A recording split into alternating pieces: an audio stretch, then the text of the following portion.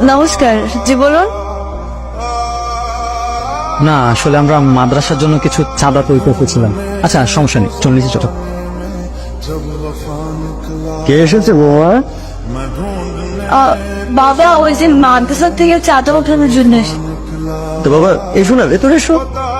না না আঙ্কেল, অসুবিধা নেই, আমরা মাদ্রাসার জন্য এসেছিলাম তো, আমরা অন্য ফ্লাইটে যাচ্ছি। আরে কোনো সমস্যা নেই, তোমরা এসো, ভেতরে এসো।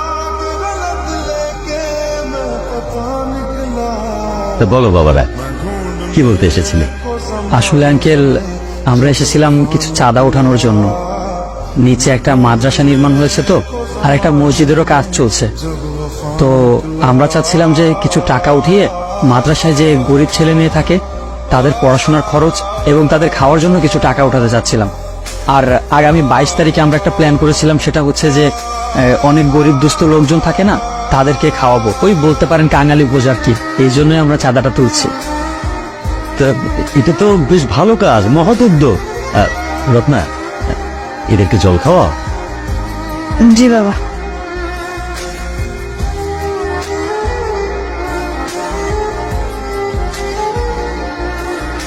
যা বলছিলাম যেটা, তোমাদের প্ল্যানটা কিন্তু খুব ভালো হয়েছে বাবা। তা তোমরা একটা কাজ করতে পারো তো, তোমরা এই 22 তারিখে যে এই গরিব দুস্থ বা এতিম শিশুদের খাওয়াচ্ছ, এই ব্যাপারটা তো এলাকায় মাইকিং করে জানিয়ে দিতে পারো। তাহলে কি হবে, যাদের সামর্থ্য রয়েছে, সমাজে গণ্যমান্য ব্যক্তি, তারাও কিন্তু সাহায্যে এগিয়ে আসবে। পাশাপাশি যারা জানে না তারাও জানবে, তোমাদের জন্য সাহায্যের হাত এগিয়ে দেবে।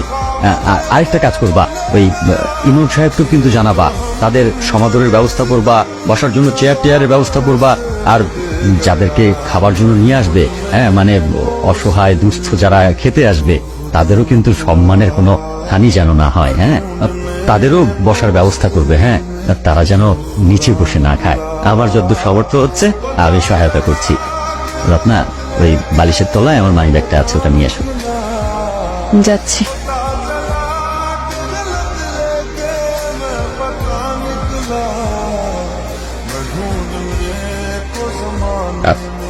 এগুলো রাখো বাবা।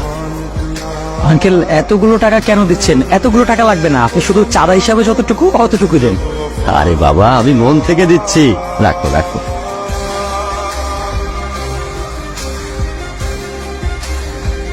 আঙ্কেল, 22 তারিখে যে আমরা আয়োজনটা করেছি, ওইটাতে কিন্তু অবশ্যই আপনাকে আসতে হবে। আচ্ছা, আমি চেষ্টা করব। উঠি তাহলে আজ। আদাব। ওয়ালাইকুম আসসালাম।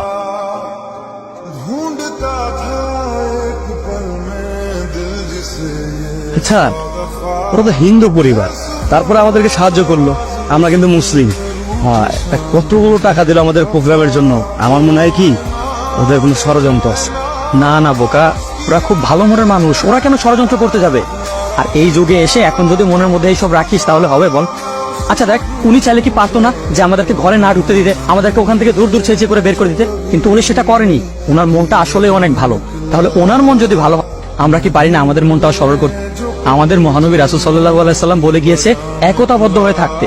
এখনকার দিনে এসে তোর এই চিন্তা ভাবনা পাল্টাতে হবে। আর হিন্দু মুসলিম ভাই ভাই। হ্যাঁ রনি ভাই, সুমন ভাই তো ঠিক কথা বলছে।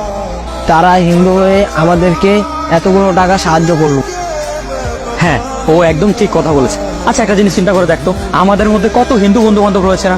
আমরা কি তাদের সাথে কখনো বিভেদ করি? আমরা কি চিন্তা করি ও হিন্দু আমি মুসলিম, ওর সাথে আমি যাবো না, এই করবো না? আমরা তো একসাথে আড্ডা দিই, তাই না? তো এইরকম এখন থেকে আমরা এভাবে চিন্তাটা করবো। আচ্ছা, আমি বুঝতে পেরেছি। এখন চল অন্য বাসে যাই, চল।